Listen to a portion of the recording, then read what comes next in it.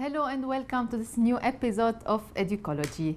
We live in a society where values of education and dealing with students' problem in a more understanding way are important. Teachers have more influence than we think. Being a teacher isn't easy. Too many lessons, too many students, and anxiety define a teacher's day-to-day life. However, we can't forget that we were the students many years ago. We had our own problems and we used to think, nobody understands me.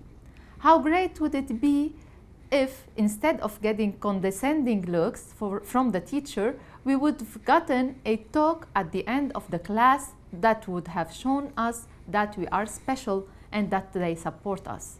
In our today's episode, we are going to discuss with Dr. Laurance Ajaka and Dr. Toufic Haddad, a university professor and an educational expert, the impact of efficiency of emotional intelligence on learners' character and teachers' teaching. Hello, Dr. Toufic, and hello, Dr. Laurance.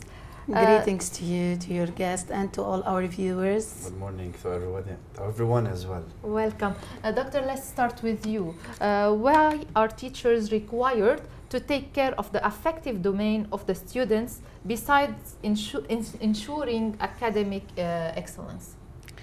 Teaching is a demanding activity with, let's say, vast operating locale. It depends on a clearly defined set of competences, skills, attributes possessed by experts working in this field. Teachers have greater responsibilities in overall development of physical, mental, emotional, and intellectual growth of learners. They are required to take care of the affective domain of the students besides ensuring academic excellence. With technology taking the center stage these days, the teacher can no longer linger on the pathway of traditional style of teaching. Their competences and effectiveness also depend on their innovation, vast usage of technology, and managing emotions, which bring forth a great impact on the teaching learning process. The high feature continuous professional development of serving teachers should encapsulate those areas by updating their knowledge and equipping teachers with the befitting competencies and skills. This would also reveal if the educational system is advancing or not. An emotional, intelligent teacher is one who imbibes emotional skills and practices the behavior on a daily basis and experiences a more successful and contented professional career and life. Such a teacher knows when to be more resilient and proactive for different stressors and is not pressurized by stress. Dr. Toufic, how can we describe the emotional intelligence that we need to work on in our educational system? Actually, emotional intelligence is a very important intelligence, and it is somehow not found in our curriculums, not found in the mindset of our educational curriculums and systems and teachers at the secondary level and at the university level. Actually, emotional intelligence can be defined with two factors or two variables. The first variable is emotion, and the second variable is intelligence. So actually, we can define it as such. It is the capacity to reason, to have logic about emotions, and of emotions to enhance thinking. So actually, if you want to define it in a more deeper way, using neuroscience, and neuroscience is related to physics and to physiology and to biology, we can see that this neuroscience has its main part in the brain. So the emotions, actually, they are found in the brain. So when we feel, we say, for example, oh, we feel in our heart. Actually, our heart is a pump. It's a biological organ which pumps blood into all our system, taking oxygen and bringing back carbon dioxide and so forth. So our emotions, actually, they are in our brains because we feel in our brains, and some hormones and some chemicals get into Can our affect system, our- affect our our blood I would circulation. like to interrupt you and in so here. forth. Excuse me, Joyce. Being an expert in the domain of physics, Yes, allow me to say something. go ahead. We have the primitive brain and we have the new brain. Yes, the And font. all the info are displayed in here. If I want to pass an idea, it will be in here. The new brain responsibility is to send it to the primitive brain through the lymphatic cells, right? Yes, Those to- lymphatic cells will transmit as well the emotional state. If I want to pass That's you very a true. message, That's very I true. should fill it with emotions to Yes. let the primitive brain accept it. Exactly. If the primitive brain accepts me, then he will give the order to move that idea to the processing unit of the brain. There it will be logically analyzed, and if it is good, according to the brain, it will be sent to the subconscious to be in the memory bank. I agree about this info, and I want to add something as well. In our brain, we have two main parts, the left part and the right part. In the left part, we have the centers of logic, of mathematics, of science, of reasoning, of analysis. All these centers are in the left part of our brain. In the right part, we have the innovation, the creativity, we have the artificial or artifact and arts centers in this right part of our brain. So whenever we are using or saying or talking about emotional intelligence, actually we are talking about both parts. And there is a misconception for some teachers, some university professors, that we only use 15 or 14% or 10% of our brains. Actually, we use all our brain, and our brain never sleeps. It's a matter of, let's say, how many neurons you open during the day. By being exposed to more problems and to more readings, I think we open more neurons that will allow us to use our Yes, brain more. Exactly, we use more neurons, exactly. And in our brain, there are 100 zillion cells, neurocells in our brains that are existing there. As much as we But use it needs them, to be open. exactly, it needs to be activated. It So needs to be working activated. on emotional Exactly. intelligence can help the teachers to motivate more the students in their class. Of course, it is so much important to understand what is emotional intelligence as a valid reason or validly reason with emotions, and to use these emotions in our thoughts. So it's very much related to our I will thoughts. benefit from your existence, as I said earlier. Thank you. And Me too. I will take the conversation into another way. Supposedly, we said that emotional intelligence is of a great importance to the instructor to pass on the message properly. We know, as we all know, psychologically speaking, a child who is saturated or with emotions, who's emotionally satisfied, doesn't have a lot of problems in life. And that's the case while passing on the message. But how can that teacher work?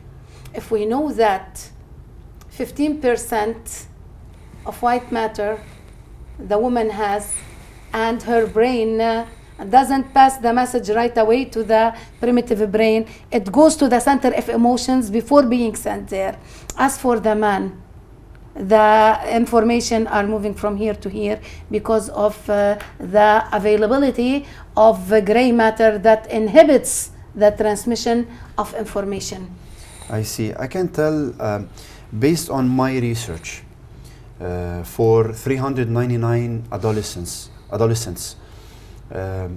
for men, it is like the emotional intelligence is based on socialization. So they get out the bad vibes, the bad mood inside them through socialization. Whereas for women, the research results say that it is very important to have this closeness or intimate relationship in the family.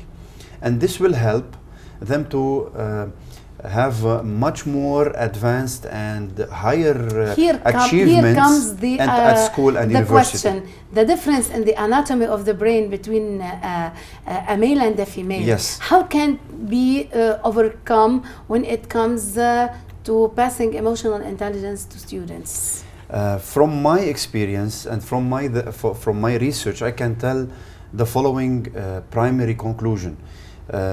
Women are so much complicated in terms of their emotions linked to their logic, whereas men are so much, not so much, somehow separating logic from emotions. So sometimes, yes, a person loves somebody, but he's so much in an anger situation towards that person. So he tells that person, yes, I love you. The woman says, oh, you love me? You're talking with me like a beast, or just you're shouting at me. So there is a major difference between the brain of a man and the brain of a woman. But this does not mean that they do not have, both of them have emotional intelligence. To avoid such a problem in class, I always engage the students in the learning process. I do nothing. I just sit, I assign the tasks, and I move aside. I used to put them in pairs or in groups, one boy, one girl. You know why? Because the boy will focus on the task, while the girl will look at all the other sides, the small details. Like this, they will be capable of uniting their efforts, their skills, to reach the point given. I used to do something which is very important. I used to rub their backs while they are working on the computers, just to send them some positive vibes, emotional vibes, to the extent that one day a student mistakenly called me mom. He felt so much attached emotionally to you, and that would help. I mean, there is a fine line between a teacher and a student. That he is their teacher, not their dad or mom, but at the same time, the student must understand that a teacher do really care about him and do really love him, so that the student will be able to learn more. So as we have said before, a man using socialization can perform better in the academic endeavor, in the academic studies at university and at school.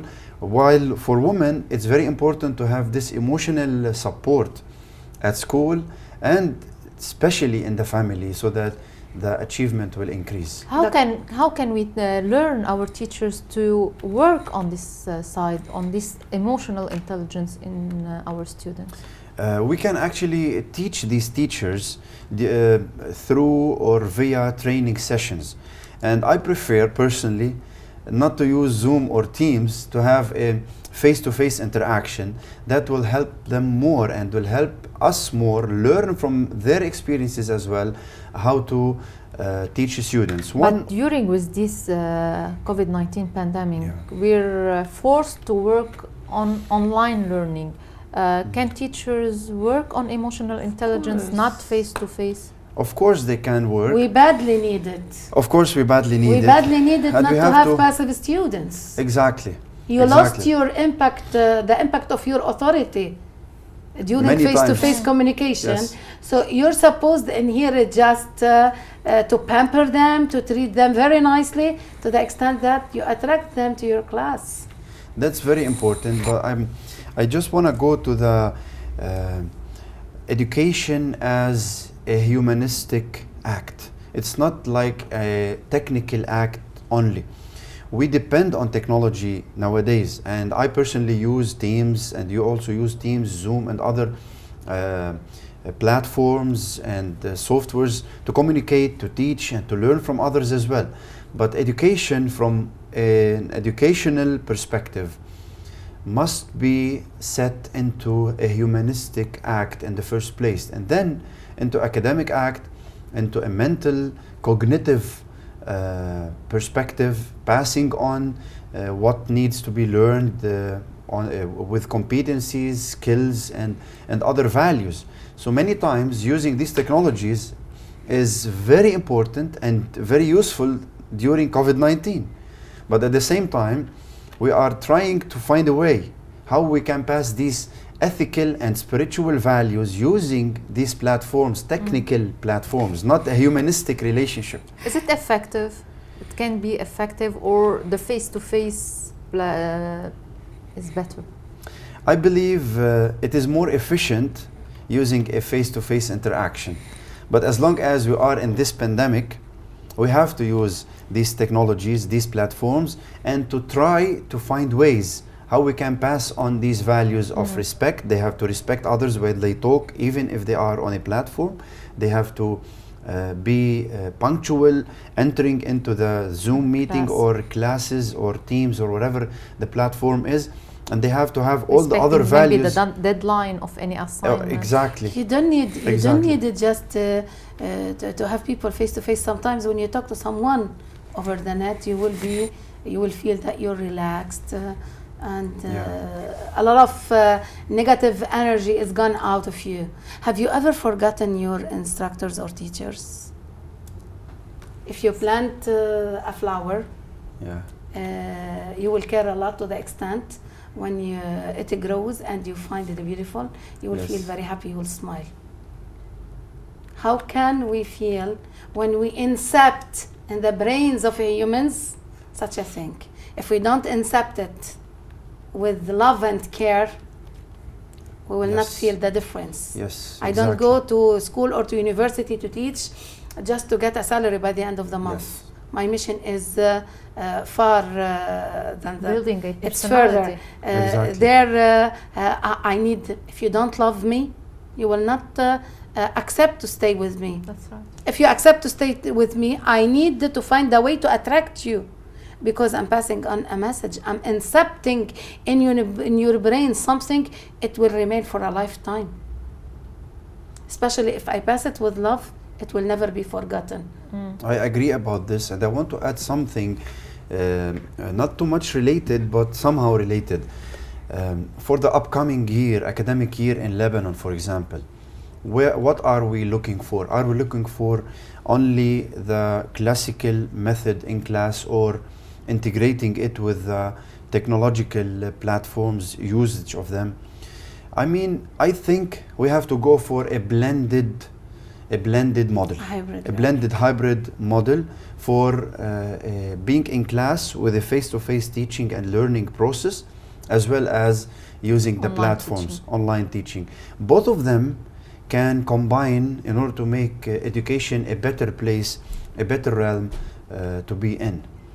I do really agree about loving those kids or loving those students at the university, so that they can accept our teaching. Why? Because if you go to any place, there is a nice memory. For example, I've been in the Alps, in Aiguille, for example, mountain in Chamonix.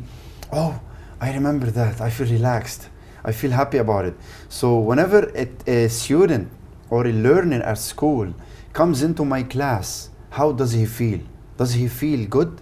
Or does he feel, oh no, I don't want this teacher anymore. Oh my God.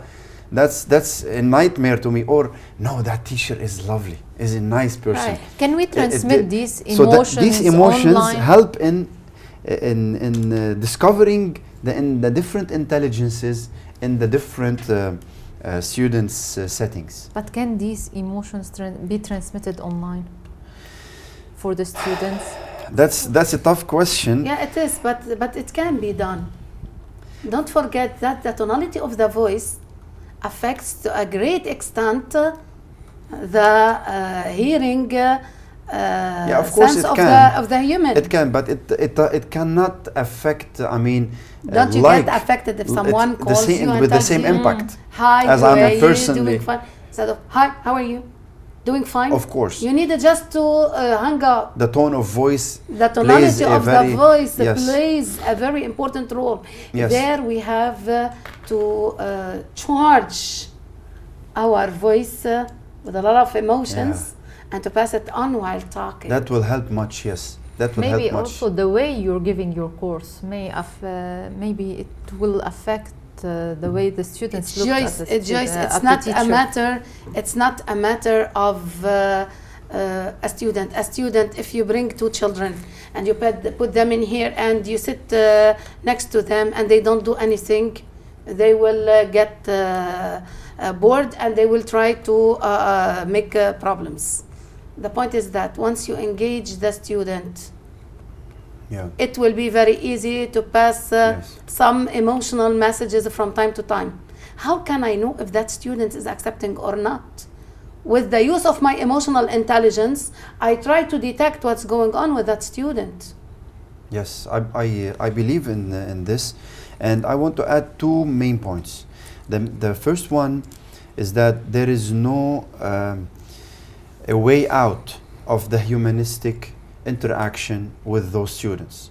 The second point, yes, there is a technological use and we can use emotional intelligence with our students, with our colleagues, with everyone, so that they can feel the tonality of our voices or the tone of the voice, and they can feel our care and love. But at the same time, we have to know what is the model of emotional intelligence, so that those teachers and learners and educators understand what is actually the model of an emotional intelligence. There are 4 branches of emotional intelligence. If you want to talk about them now or after a while, can we talk about them now? Yes, let's start with that. Before, I would like to draw your attention to the fact that a woman by nature is multitasker. Yes, sure. And a man is a monotasker. Yes, with exceptions on both sides. Exactly. Yeah. For a woman multitasker, we need to give one task at a time for a student. This is number one. Yeah. And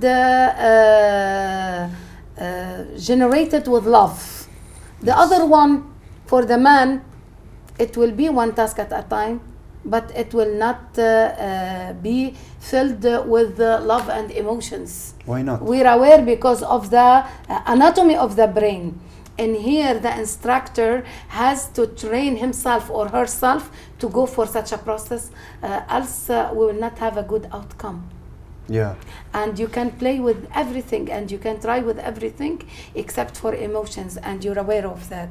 You're an expert in the domain, and we have to be very sensitive when it comes to emotions. Yes, I agree. We have to be very sensitive when we talk about emotions and we deal with emotions. That's why understanding the emotional intelligence model, and I have added one branch. It's a 4-branch model of emotional intelligence. Let's leave the branches after the break, No Dr. problem, Toufic okay. and Dr. Laurance. A shorter break and we will be right back.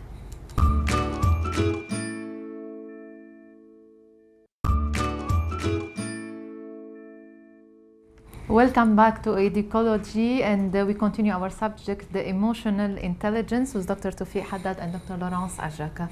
Dr. Toufic, let's start. How can emotional intelligence be passed down to instructors, especially with the pandemic, which hit hard, imposed a new phase on teaching process?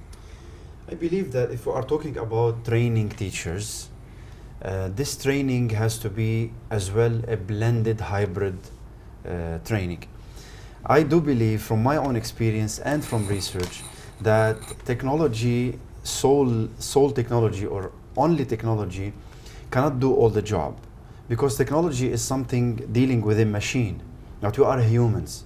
We have feelings, we have emotions, we have thoughts, we have reasoning, we have artistic values, we have artistic plans and so forth, and this needs a personal interaction, to see you face to face, to look at your eyes, to see your facial expressions, to see your body language, if you are really relaxed, you are really angry. Because using Zoom or Teams, for example, someone doesn't like to appear on the cam, or there is a connection problem or whatever it is. As long as we are talking about such a topic, let's seize the opportunity and say that every single thought that occurs in the brain has its impact on your facial expressions or on the body. As if you throw a stone, in the water, and it goes for circles all over. But the teacher can detect these expressions. Of course I can detect. If you meet someone and you tell that one, you look sad, why? How did you know? Your emotional intelligence. If you train your emotional intelligence to do that, you will be on the safe side. Who can train the teachers to work on this emotional intelligence? Actually, who can? That's a big question. And here in Lebanon, the experts in this area they are so much rare, to my knowledge. I don't know. Maybe Dr. Ajaka knows that there are many, but to me, I know very few people who can train teachers on emotional intelligence curriculum. And the curriculum is not found at schools. Is never found at schools. So I have made my curriculum, and then I gave it to the Gulf schools, many Gulf schools, and they are using it as one of the subject matters. It is a basic matter, more important than physics and math and biology and history. It's more important. We are trying to build a character of a learner. This character of a learner, the learner needs to know, to have a self-concept of himself, to have self-esteem. And how can he do that? Through lessons and through very engaging and interacting lessons with the student. And this can be done through curriculums. And I don't know if we have time to go over curriculums now. I don't think we have time, but the curriculum goes for competencies, activities, skills, outcomes, using assessments, using other tools, outcomes using acquiring the competencies the learners have to acquire, and the teacher needs this training. And So this training has to be blended, humanistic and online. We should start by doing an evaluation of the curriculum we're using in our schools. I think so, yes. We have to re-evaluate. From 1997 in Lebanon, there was the creative plan, as they call it. I don't think it was so much creative, because the outcomes of the curriculums that have begun in 1997 till now, they didn't change much, and they didn't embed in their content the emotional intelligence curriculum. And they are not building a character. They are just focusing on the brevet official exams, or on the third secondary official exams, LSGS or SE or LH. Right now they can do so. Yes, they have from to now abide on, by the exactly. new They are forced to do that. environment. They are forced to do that. Exactly. And if they don't do so, they will fail in what we call it on your emotional intelligence. And this period is a must. Yes, and based on this, the TIMS and the SIMS evaluation, international evaluation for students, Lebanon didn't get much high grades. It was from the last out of the international students. Why? Because these exams are based on emotional intelligence, and the emotional intelligence in the Lebanese curriculum does not exist actually. We will have other episodes to discuss the curriculum. Let's go back to emotional intelligence, Dr. Toufic, and talk about the 4 branches you were saying. Yes, it has surely. 4 branches. Sure. The first branch, and I'm gonna brief each branch for that.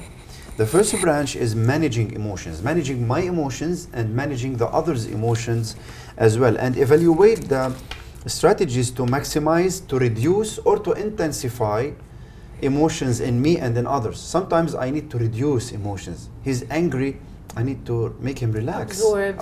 Make him relax. That he's passive like, energy. Exactly. And sometimes he's like feeling so much lazy. I need to energize the emotions so that he will wake up and engage with me again, and so forth. So I have to manage emotions to me and to others. You mean his energy in something useful, something positive. Very true, very true. So, and to stay open. Focusing on what in here? Focusing on the students or on me, on the learner? On you. How can you turn that ardent energy, that passive energy, into a positive one, while passing on the message to that student? Okay, saying it in a tonality, for example, oh, why are you lazy? How can I help you? Let us work together. I will help you. I'm here. No problem. I will begin with this and you'll continue. Here we're back to the tone of the voice. So I will make him feel I care. I do care. I love him. I'm with him. I'm not like, oh, you're lazy. Get out of the class. No. that's really not beneficial for him, and this won't help him. So I come to him or to her, I mean to the learner at school, and I help, and I begin to write maybe, or begin to solve something for him. He will feel, or she will feel, oh, the teacher is helping me. I'm so much special. Okay, let me work. Okay, let me go for this and so forth. So managing emotions is so much important in managing my emotions and managing the others' emotions. Sometimes a teacher gets so much mad and angry from learners at school. Yes, he has the right to get angry, to get sad, to be happy, whatever. But how is he managing it? Is he managing anger in a very fruitful way? He's angry, he has too much energy. How is he doing this at class? All of us have that driving force that sometimes takes Use us it in to the the right, good or to the evil. exactly. So it's that's our managing responsibility emotions, with exactly. the help of the tool, what we call it emotional intelligence. Yes. To take it to lead it to the right way. Exactly, and in the right place with the right people. Managing emotions, second branch is understanding emotions. We have to understand what the person feels. And it's very important, and it needs day-to-day, daily training. To understand, like recognize cultural differences, and to understand how a person might feel in the future or under certain conditions, to foretell. Recognize likely transitions among emotions, such as from anger to satisfaction, to recognize these transitions, and to differentiate between moods and emotions. There is a very a big difference between a mood and an emotion. An emotion like an anger, joy. A mood, it goes up and down very rapidly, and based on chemical elements or substances in our bodies, like adrenaline or other. The human soul will always fall into pitfalls. It will be in a time or another moody. All of us suffer from moodiness. Yes, surely. That's why we have to understand this. Understand our moodiness, understand our emotions. Our mood is different than our emotion, but they affect each other. So you are a human being, I'm a human being, you're a human being as well. Are we one or three? We're three, but we share the human nature. So a mood is something, and the emotion is something else, but they are related to each other using the neuroscience, the neurology. Yeah, don't forget that we attracted all the magnets related to such a topic. This by itself made that correlation. Yes, so managing emotions first. The second branch is understanding emotions, and the third is facilitating thought using emotion. How can we do that? Select problems based on how one's ongoing emotional state must facilitate cognitive, or what we call psychocognitive education. So it works on the brain. It works on both brains, artistic and logical centers in the brain, and leverage mood swings to generate different cognitive perspectives, and then prioritize thinking by directing attention according to present feeling, and then generate emotions as an aid, as a help to judgment and memory. So facilitating thought using an emotion. So using an emotion of joy, we can use it to encourage a learner or a colleague or any other person in our families, in our churches, in our daily life, in our society, in every place, in wherever we live, to facilitate our thought, our thinking using these emotions. Let us use these emotions in a good way, and to exploit them, to use them in a very nice way for the benefit of the person and for the benefit of the group and for the benefit of ourselves. And the last branch, before I say my experience or my fifth branch that I have created, is perceiving emotion. Perceiving emotion identifies deceptive or dishonest emotional expression. Sometimes people deceive us or try to deceive us. They are angry, but they smile. We think that, oh, they are happy, but they are angry within themselves. They know how to manage maybe. Exactly. So there is a deceptive or dishonest emotional expressions. We have to identify them. The second thing, discriminate accurate versus inaccurate emotional expressions. Maybe he's angry, but he's angry and sad. You have to discriminate between the two. Understand how emotions are displayed. How is he angry? How can we know? From his facial expressions, from his frowning, from his making this frown on his forehead, or like his eyes are so much staring at me, or he's like doing this in his mouth or something. We have to understand how emotions are displayed and express emotions accurately when desired, and then perceive emotions in other people through their vocal cues, the tonality of the voice, and the facial expression, language, and behavior, and their attitude towards us. Sometimes somebody says to us, "I'm not angry." He's obviously angry. You see? So he's trying to deceive us or to say something which he doesn't have. So he's being dishonest. Identify emotions in one's own physical states, feeling, and thoughts. And the fifth branch that I have proposed, I have suggested, is the servant leadership emotional intelligence. What do I mean by the servant leadership emotional intelligence? We have defined emotional intelligence, but what about the servant leadership? First, there are two variables as well here. We have a servant spirit, to serve others, to serve our learners, to serve our colleagues, to serve our society. And there is the leadership variable, which means, according to John Maxwell, according to his books, there are around 22 books he has written. One of them is the 21 irrefutable laws of leadership. And he defines leadership is the ability to influence others.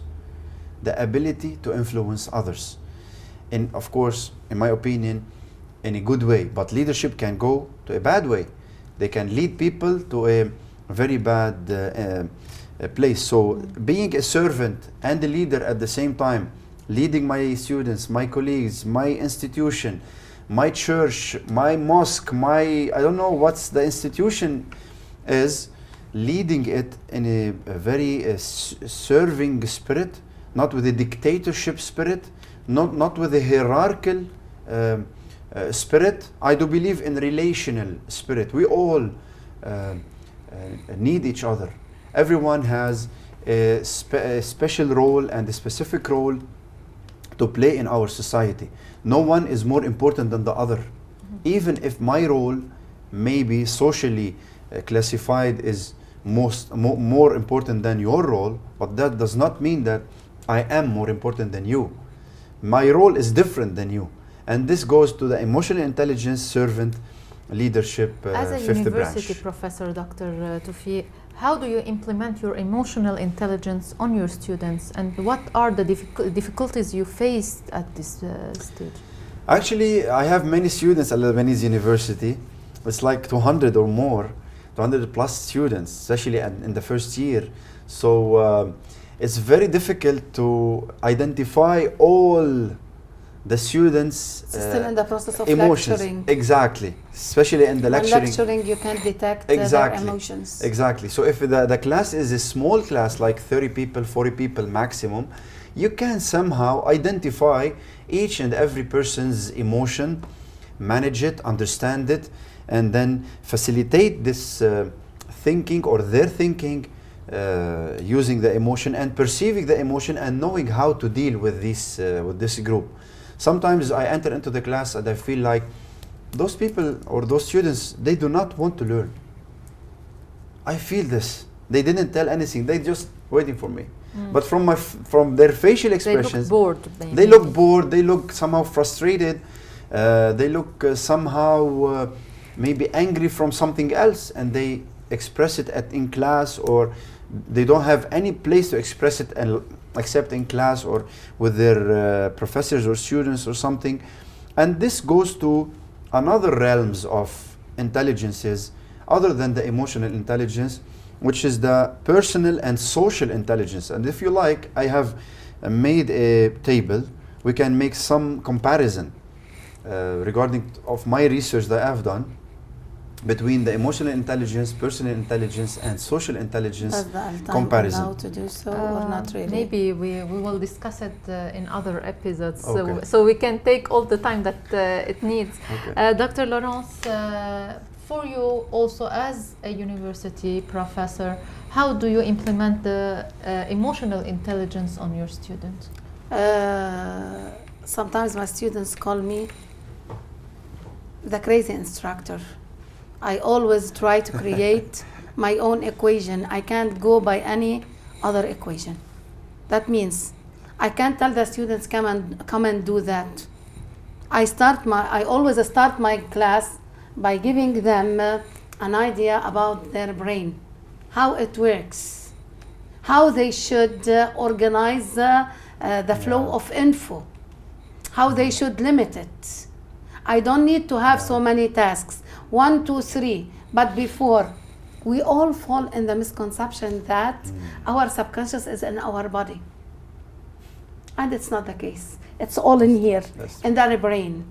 But that one is just the slave that is executing everything that we want. Here it's to order, and our emotions are far, far, far stronger than our brain. We have the brain occupies like 10% of our existence, while the subconscious, let's say 90%. That 90% can drive us to hell or to heaven. It depends on the people who are leading the way. If I lead the way, I need to give you, you need to know all the ins and outs of a certain situation before walking the way. This will shorten the time, the way, and facilitate the process. If I do so, I can do it easily. If you don't know Laurance, you will need time to guess, to anticipate. But if you know all the ins and outs that she has, if you have a rigid background about that person, things will be much easier. You can have control over that. If I don't tell my students how to have control over their brains, they will fall into abyss. They can't proceed with what they are doing. The equation with me is that, and I'm writing my book in this respect. We need to tell our students what do they have inside them. What do they have inside their brains, their body. And we will try to do that in other episodes. I will explain it in full detail with the existence of Dr. Toufic being a physicist. We will show the way to all instructors how the information can enter the brain and how it can be processed and how it can be stored in a good way, so we can have emotional intelligence.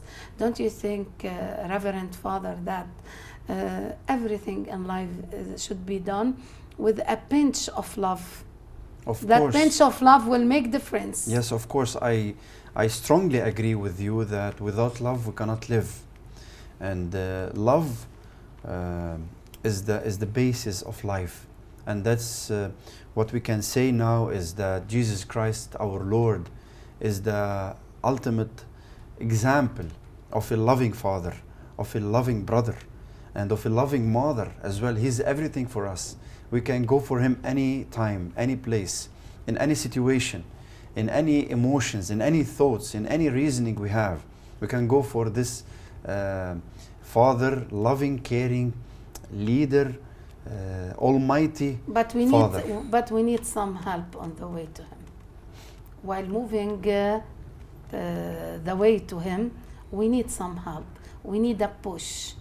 Yes, the we Lord need Jesus examples. Christ, of course, we need to take a good example from some saints. But the Lord Jesus Christ said, "I'm the way, the truth, and life. Whosoever comes to me comes to God shall come to me through me," and so forth. And here I want, amen. And here I want to say something which is based on the research results and findings I have found. Other than the tables, maybe some other episode, if you like, we can share them. Research that I've done on adolescents in two things. Correlation between self-esteem. What's the correlation between self-esteem and self-concept? And that was done using questionnaires, and collecting the questionnaires, put them in Excel sheet and SPSS, and then I've done the tests on SPSS with the results and analyzing the results. And let me tell I you believe what... that you're hinting to the study. That Yes. does not work. We need to know about it thoroughly, and then like this we will give the viewers a good way about the study done, and they can benefit from it properly. Yeah, would you like now? Not really. We need Oh, you need another We need episode. another for it. episode to go into details. Because yeah, there are many details here. Can we have a small conclusion about this study? There are actually 8 conclusions about this study, and there are these. If you can see the tables, the tables. So, are Dr. on go there. Toufic, briefly. let's And go briefly now, and then we We're can running talk short of time. we will have another episode. I hope I can brief for it, details. but I will tell one correlation only out of 8. A correlation analysis that I've done finds significant positive relationship between the aspects of emotional intelligence, and the components of self-esteem. So there is a positive correlation between the self-esteem, having a good self-esteem, and the emotional intelligence. So if a person has high self-esteem, then he's most likely can have more emotional intelligence. And the domains of self-concepts, and I have explained in the research what are the domains of self-concept. Then through a linear regression analysis using SPSS, we observed that the clarity of feelings, and that's very important, the clarity of feelings, they are clear concerning their feelings, they are very obvious. And mood repair, repairing our mood. So our mood may be negative, how can we repair it? And mood repair predicted the functioning of self-esteem. How can we repair our mood? Through self-esteem. How can we have self-esteem? Through emotional intelligence. So emotional intelligence is the bank that rises or raises up the quantity of self-esteem, and self-esteem will help having mood repair, and helping all this is done will help the achievement, the academic achievement of these learners and students at the university. So that's the first conclusion in the general sample, as well in women and in men. That was in women and in men as well. Both. The other 7 conclusions, We will go into details, later. in another episode. Doctor, do you want to add anything before? I would like to say something very important in here. We cannot mess with the emotions. Yes. We need to be very sensitive, else the consequences are killing. When it comes to students, we need to pass the emotions, but such emotions should be well regulated to the extent that the student can do what he has or what she has in a very good way. And as I said, when you're emotionally satisfied, you can beat the world. I want just to say a final word to the educators and the parents. To the educators, my colleagues, I say it's very important to take trainings or to read relevant and good or well-written books and scientific books about emotional intelligence, and to learn more, to know more how to deal with your students and your colleagues and your learners. For the parents, I say, please trust your educators, as well as be educated as well, going to trainings and participating in these trainings. Let's put it differently, Reverend Father. Yes. If you have a sweet voice, Yeah. you can't sing. You need to train it first, then Exactly. to sing. And that's emotional intelligence. Yes. We have to train everybody to use it. It's here inside. Everything is inside. The Yeah, main we thing have is to know how to activate it. And to we pop need it up. such professional people just to teach others how to activate in it in a service. proper way. Thank you so much. Thank you, Dr. Toufic. Thank you, Dr. Laurance. Thank For you, here, our Joyce. episode comes to end. Stay safe, keep smiling, and see you next week.